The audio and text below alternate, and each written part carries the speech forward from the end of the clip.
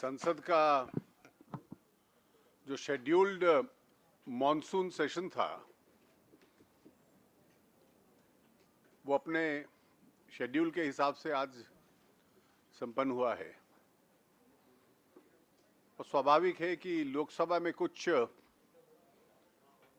काम हुआ और उसके साथ साथ रेलवे की और जनरल बजट की सप्लीमेंट्री ग्रांट्स पारित हुई, लेकिन उसके अतिरिक्त कोई काम विधायकी कार्य नहीं हो पाया।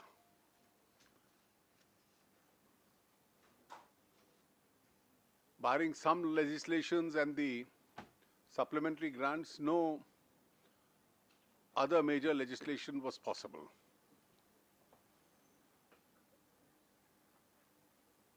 In that sense, it's been frustrating for the whole country, but also educative for the whole country.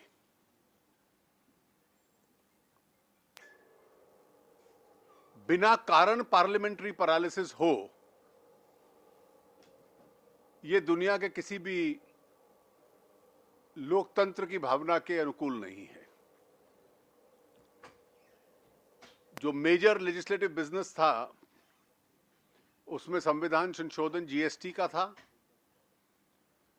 जो लोकसभा ने पारित किया था, राज्यसभा की सिलेक्ट कमेटी ने जिसको मंजूर किया, 2006 की कांग्रेस पार्टी की अपनी घोषणा के अनुकूल था, 2011 का जो संविधान संशोधन इंट्रोड्यूस हुआ उसके मुताबिक था, और 2013 में जो स्टैंडिंग कमेटी ने सर्वसम्मति से सिफारिश की थी, जो यूपीए सरकार ने स्वीकार की थी, वो उसके मुताबिक था। उसका एक स्पष्ट लाभ देश को रहने वाला था। पूरा देश एक इकोनॉमिक मार्केट बन जाता, जिससे व्यवसाय में सरलता होती, टैक्स बॉयंसी बढ़ती, जीडीपी को लाभ होता और गुड्स और सर्विसेज पूरे देश में एक प्रकार से मूव कर सकते थे। और शायद इतने बड़े साइज का बाजार दुनिया में बहुत कम होता। लेकिन कांग्रेस पार्टी की स्पष्ट नीति ये लगती है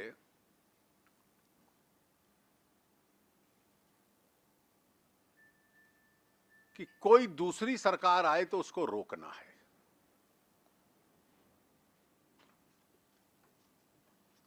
इस वर्ष इमरजेंसी की 40वीं सालगिरह है, 40th एनिवर्सरी।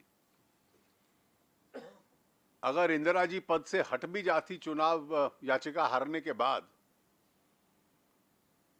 तो कांग्रेस पार्टी का ही कोई दूसरा व्यक्ति प्रधानमंत्री बनता। लेकिन देश पे तानाशाही इसलिए थोपी गई कि सत्ता और ताकत परिवार के बाहर चली जाए, ये कभी उनको स्वीकार नहीं था।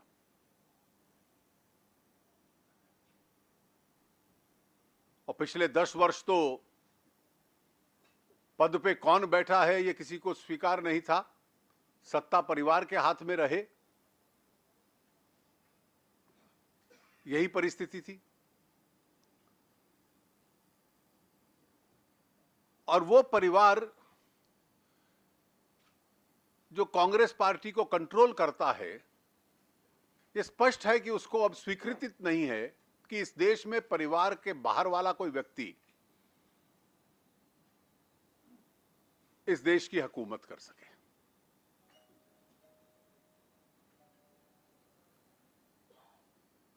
और ये जो रणनीति थी इस सत्र में,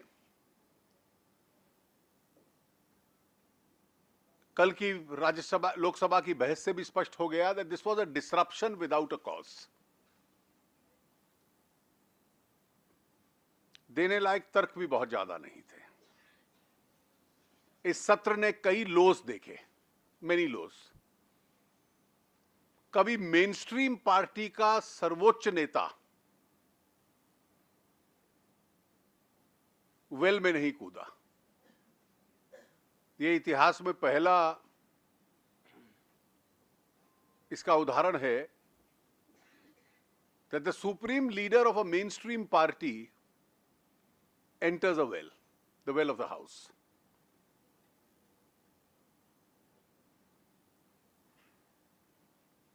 और राहुल गांधी जी के संबंध में मैं क्या कहूं? पार्लियामेंट्री स्पीच में और नारे में अंतर क्या होता है, वो डिस्टिंक्शन भी अब नहीं रही।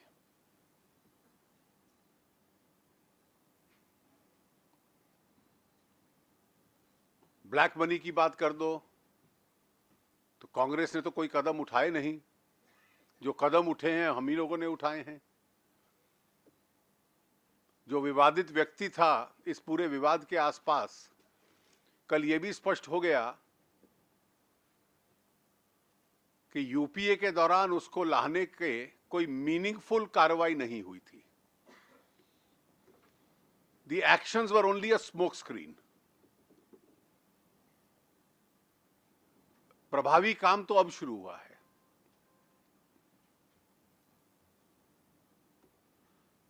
और जो रिएक्शंस हैं उससे भी ये स्पष्ट है। लेकिन इन घटनाओं के खिलाफ जो तीखी प्रतिक्रिया देश में देखी है, strong reaction in the country, Sharad Yadav ji को लगता होगा कि इसमें सिर्फ उद्योगपति हैं, लेकिन अगर नाम पढ़ के देखिए तो समाज का बहुत बड़ा इंटेलिजेंसिया भी है। दिनों दिन हजारों लोग उस पर हस्ताक्षर करते हैं। एक भावना देश में है कि कांग्रेस पार्टी का सही इरादा यह था कि देश आर्थिक दृष्टि से प्रगति न करे, और जो उसके लिए कदम उठाने हैं संसद उनको टेकअप न कर पाए। आंकड़े उनके खिलाफ हैं, तर्क उनके खिलाफ हैं, इसलिए केवल लंग पावर का प्रयोग करके उनको रोका जाए। और इस परिस्थिति में कांग्रेस पार्टी के चेहरे के बारे में किसी को अगर गलतफहमी थी तो उनका भी ज्ञानवर्धन बहुत हुआ है। India stands educated about both the Congress party and it's the family that controls it. और इसके संबंध में जो एक प्रतिक्रिया है जो पिछले कुछ सप्ताहों में देखने को मिली है वो और तीखी होगी। आज सत्र समाप्त होने के बाद माननीय प्रधानमंत्री जी का उद्बोधन हुआ। उसके बाद एनडीए के सभी एमपीज जो मार्च किए, वो कोई प्रोटेस्ट मार्च नहीं था। It was not a protest march. ये एक प्रयास था कि संसदीय प्रणाली के साथ ऐसे खिलवाड़ नहीं होनी चाहिए। You can't have disruptions without a cause. ये उसको हाईलाइट करने का एक प्रयास था और एनडीए इस प्रयास को आगे रखेगी। आज एनडीए की बैठक में एक प्रस्ताव पास हुआ जो आपको मिल गया होगा या मिल जाएगा। जो रिएक्शन मैंने अभी दिया है मेरे और पार्टी के फेसबुक पे, वो भी आ जाएगा कुछ ही मिनटों में, वो भी आपको वहां मिल जाएगा। आज हम लोगों ने यह भी तय किया कि इस रवैये के खिलाफ जनता में भी खूब तीखा प्रचार होगा। देश के सभी क्षेत्रों में जाएंगे और विशेष ध्यान रहेगा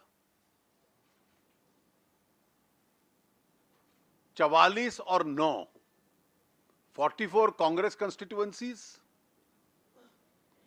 और 9 जहां से लेफ्ट के लोग जीते हैं। बाकी लोग कोई डिसरप्शन के नायक नहीं थे, वो तो चाहते थे कि सदन चले। और 25 सितंबर से लेकर 2 अक्टूबर तक जो हम पखवाड़ा मनाते हैं उससे आगे पीछे भी इन क्षेत्रों में विशेष रूप से हमारे एक एक केंद्रीय मंत्री, 4-4 सांसद जाकर खूब बड़ी मात्रा में जनसभाएं करेंगे और ये एनडीए का कार्यक्रम होगा। और जिन लोगों ने इस देश की संसदीय लोकतंत्र के साथ ये आचरण किया है, उनके क्षेत्रों में जाकर इसका जनजागरण हम करेंगे। मुझे अभी केवल इतना ही कहना था, आपके कुछ प्रश्न होंगे। Mic.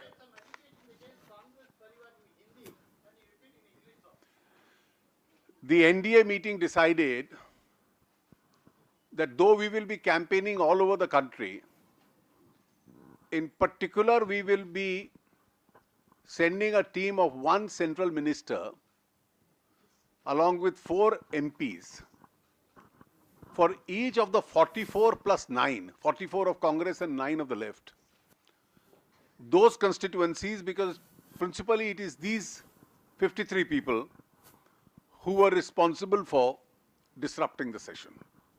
And there'll be a series of meetings for a prolonged period of time in these areas.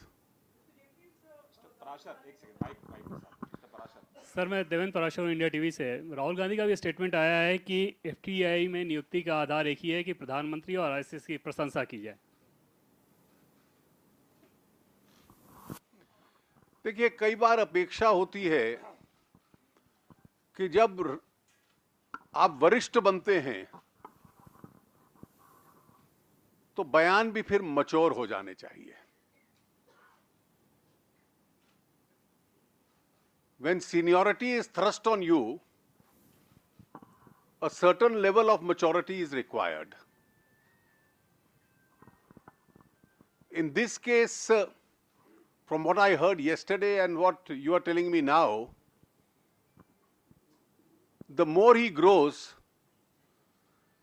the more he immatures.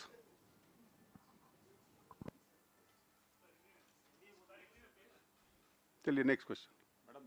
Mr. Jaitley, what are you planning for GST? We heard there is a special session in. Well, we had a meeting of the Cabinet Committee on Parliamentary Affairs today.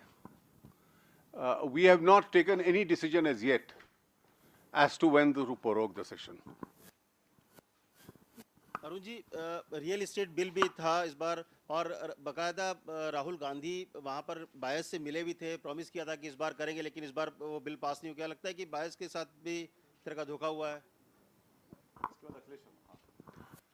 देखिए, जब आप इस मनोस्थिति में आ जाएं कि किसी भी विषय को मुद्दा बनाना है, तो फिर राजनीति की कोई दिशा नहीं रहती। On one day you think the real estate legislation is the issue. The next day you feel stopping it is the issue. In such situations, you are into renting causes for your political purpose or for your political benefit. There is hardly any ideological thrust to that. Arun ji, GST bill जो है 1 अप्रैल 2000 था, अब जबकि ये bill नहीं, क्या विकल्प है सरकार के पास और क्या वाकई ये अपनी डेडलाइन पूरी कर पाएगा? देखिए, मैंने अभी आपको अगर स्पष्ट बतला दूं तो इस कानून के पास होने के बाद, ये संविधान संशोधन है, इट्स एन एनेबलिंग लॉ। उसके बाद 50% असेंबली से ये क्लियर होना है। उसके बाद 3 लेजिस्लेशंस, 2 केंद्र में 1 राज्यों में पारित होने हैं, जिनके ड्राफ्ट भी लगभग तैयार हैं। साथ साथ जो इसका आईटी का बैकबोन है, उस पर भी कार्रवाई चल रही है। तो आप इनेबलिंग लेजिस्लेशन को विलंब करवा दीजिए ताकि वो डेट मिस हो जाए, और वो डेट मिस हो जाए तो देश का नुकसान है। आपकी प्राथमिकता कांग्रेस पार्टी की एक परिवार की राजनीति है, देश का हित नहीं है। तो स्वाभाविक है उनका उद्देश्य इसको विलंब करना था। मैं रणनीति बिल्कुल स्पष्ट नहीं करूंगा अभी, लेकिन दो चीजें कहूंगा। हम डिटरमिन्ड हैं कि पूरा प्रयास करें कि ये 1 अप्रैल तक हो, और दूसरा, मैंने अभी प्रश्न के उत्तर में कहा कि सीसीपीए में आज क्या हुआ। Arun, huh. Arun ji, you just talked about many lows that were witnessed in this monsoon session, and therefore my question to you is that as a 300 plus government, what is it that, you know, end of the day, it's the government's onus to run the house, get legislations passed, and not just the onus. I mean, the Congress party has lost badly to you in the last Lok Sabha elections, so they don't have to face You see, this is the a flag. But my question is, what is it, why did the government go wrong in not being able to communicate to the minuscule opposition really in the Lok Sabha to be able to run the house? I And don't there think- are MPs who had to be suspended. You had to take opposition tactics like holding placards from the treasury benches and take out an NDA march. You see, your question is Yeah. based on an erroneous premise that the problem was in the Lok Sabha. The problem was never in the Lok Sabha. The Lok Sabha has even now run, and it could have run even more.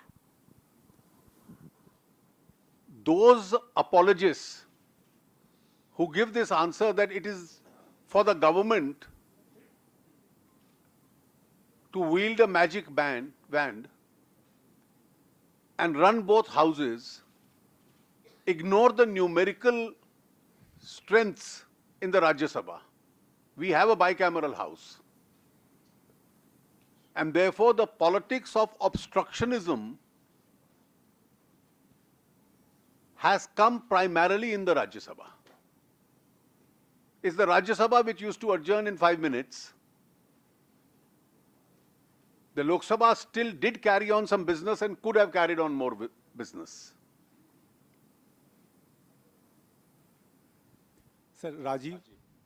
Sir, it is said that the suspension of 25 Congress MPs, it alienated many non-Congress, non-left parties, which wanted Congress to isolate in the opposition camp. You see, it's factually not correct. It's for the speaker to decide what action to take. But then, after a token protest on that issue, most other non-Congress parties clearly voiced the idea that they wanted the House to run. And therefore, in the last few days, it was the Congress and Congress alone which was coming to the well. The others all had expressed their desire even openly that the House must run. So the perception which went out was that rather than the issues, it has become personal between the treasury benches and then the opposition, to be specific, between the Prime Minister and then the... No, I Gandhi don't family. think from our side there was anything personal about it. Yes, from the Congress party's point of view, I gave the example of 1975. The same holds true. When the family loses power, they take the defeat personally.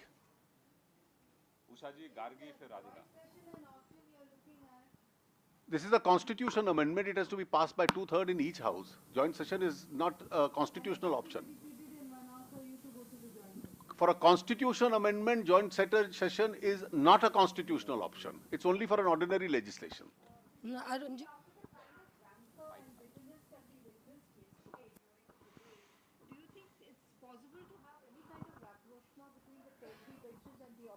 Well, I'm an eternal optimist who has full faith in the maturity of Indian democracy. Arun ji मेरा सवाल ये है कि अगर कल जो लोकसभा में जो भी हुआ, जिस तरह से बीजेपी ने, आपने या सुषमा जी ने डिफेंड किया उस मुद्दे पे जो कि पूरे सत्र को बर्बाद करने की वजह बना, तो मेरा सवाल ये है कि जो एडजर्नमेंट मोशन कल जिस पे सहमति बनी कि उस पे आप बहस कराएंगे, तो 193 पे आप लोग इतना जोर क्यों दे रहे थे? अगर यही काम इससे पहले हो जाता तो क्या स्थिति? हम बहस के लिए पहले दिन से तैयार थे। ये तो कांग्रेस का मुद्दा था, resignation first and then debate. और जब डिबेट हुई तो डिबेट में तर्क का पलड़ा किस तरफ था ये एकदम स्पष्ट था। सर मेरा सवाल है कि ये सेशन आपने कहा कि कांग्रेस ने लंग्स पावर की वजह से नहीं चलने दिया, तो क्या कांग्रेस के लंग्स पावर के आगे सरकार मजबूर हो गई और आगे भी कांग्रेस के लंग्स पावर के आगे सदन चल पाएगा या नहीं चल पाएगा? देखिए, मैं अपेक्षा करूंगा कि जो हॉस्टाइल रिएक्शन पब्लिक ओपिनियन का है वो कांग्रेस पार्टी को कुछ सद्बुद्धि देगा। और दूसरा, राज्यसभा का आंकड़ा भी धीरे धीरे बदलता रहता है, वो परमानेंट नहीं होता। रविंदर जी,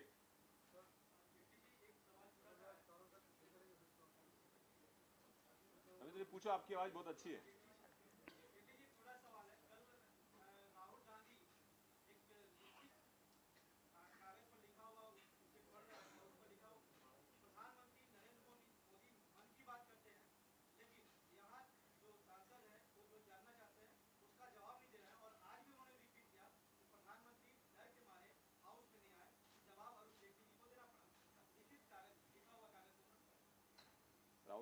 देखिए, जो लोग लिखा हुआ पढ़ते हैं वो हमेशा एक ही बात को रिपीट करते हैं।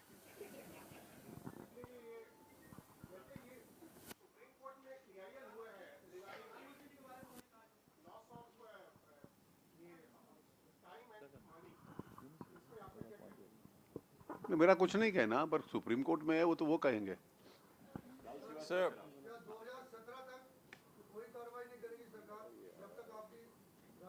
मैंने ऐसा तो नहीं कहा।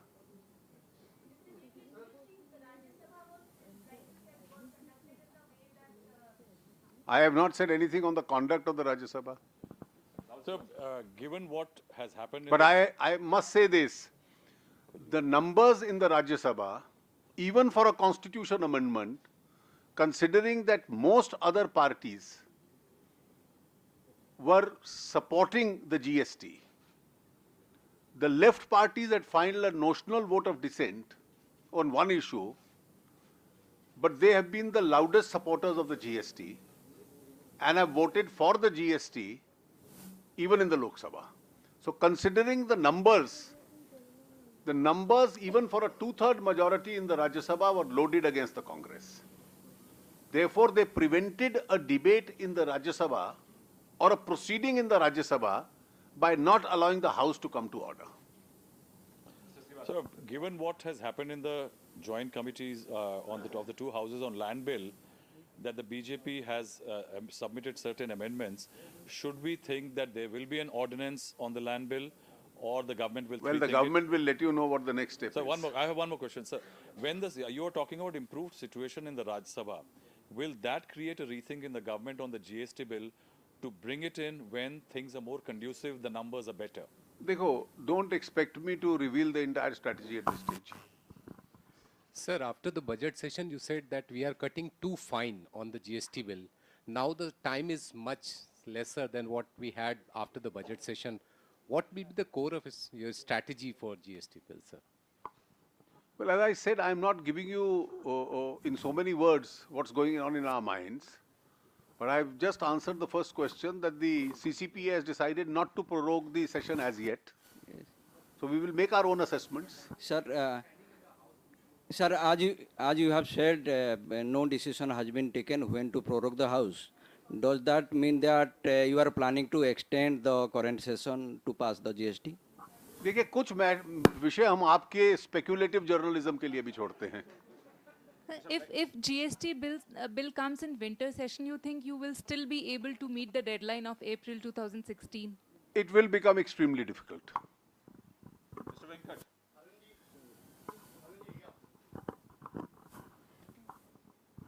Arunji, I asked for a very simple submission.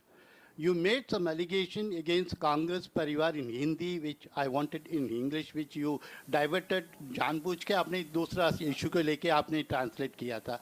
Number one. Hindi में तो सवाल पूछ रहे हो. Sir, number two, GST is a very important issue as far as Tamil Nadu is concerned.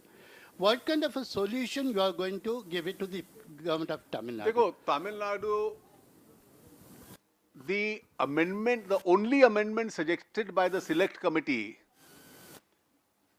that government will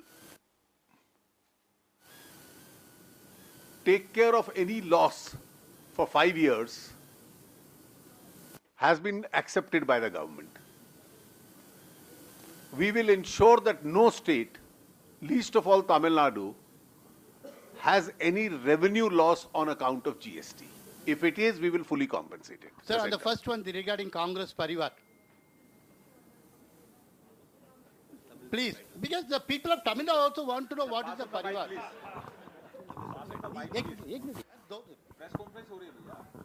You see, I have clearly said that they have not been able to digest the fact that one family is out of power. And therefore, the entire battle for policy, the somersault on policy, is essentially because of that one factor.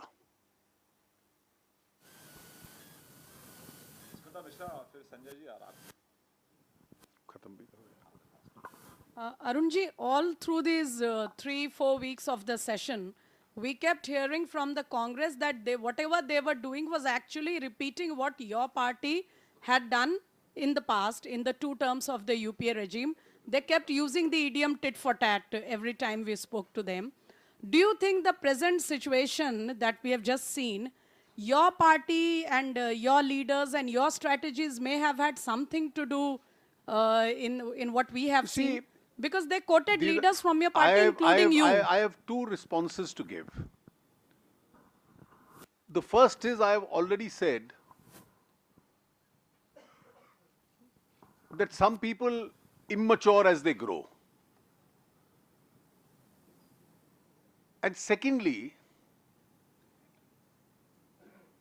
are these equivalent examples?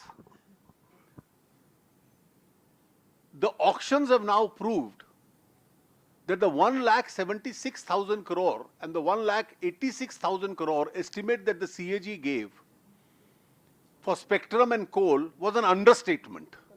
Forget zero loss, forget overstatement, it was an understatement. Subsequent events have proved that.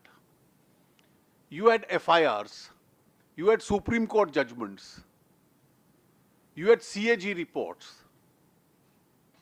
and then you were trying to help the accused and the beneficiaries of this corruption. उसको आप compare करो, उसकी तुलना करो with what happened just now. And when the whole thing is finally debated, you find yourself on a very, very weak footing.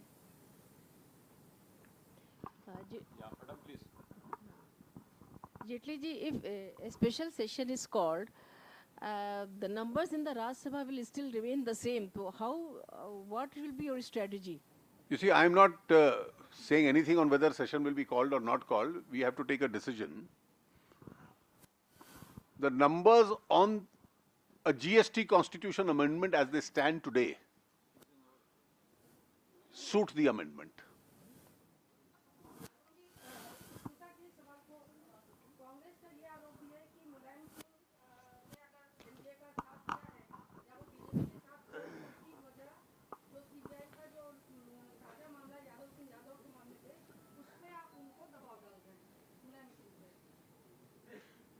मुझे उस दोनों का ताल्लुक क्या लिखता है, मुलायम सिंह जी का क्या ताल्लुक है उससे?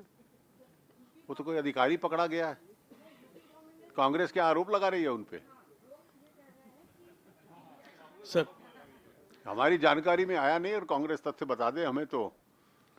अरुण जी, सर मेरा सवाल है, आप लोगों ने कांग्रेस को संसद के भीतर कॉर्नर करने की, अलग थलग करने की पूरी कोशिश की, आप काफ़ी हद तक इसमें सफल भी रहे, लेकिन बाद में जाकर के तीसरे फ्रंट के नाम पर शरद पवार की लीडरशिप में सब लोग जाके खड़े हो गए।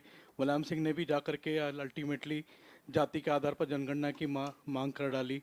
आपको ऐसा नहीं लगता कि सारे दल अल्टीमेटली सब लोग फिर से जाकर के तीसरे पाले में जा रहे हैं? देखिए, तीसरा पाला क्षेत्रीय दलों का है और अधिकतर क्षेत्रीय दल उन राज्यों के हैं जो आर्थिक दृष्टि से कमजोर हैं और अपने राज्यों की आर्थिक और राजनीतिक मजबूरी की वजह से, क्योंकि उन राज्यों को लाभ होना है, ये सभी राज्य हमसे भी ज्यादा वोकल सपोर्टर्स हैं जीएसटी के। So West Bengal, Odisha, Bihar, Uttar Pradesh, all these states are strong votaries of the GST because they are all consuming states, and consuming states are the eventual beneficiaries. And Mr. Sharad Pawar is a very loud supporter of it himself. बहुत बहुत धन्यवाद, thank you very much. आप चाय के लिए आमंत्रित हैं।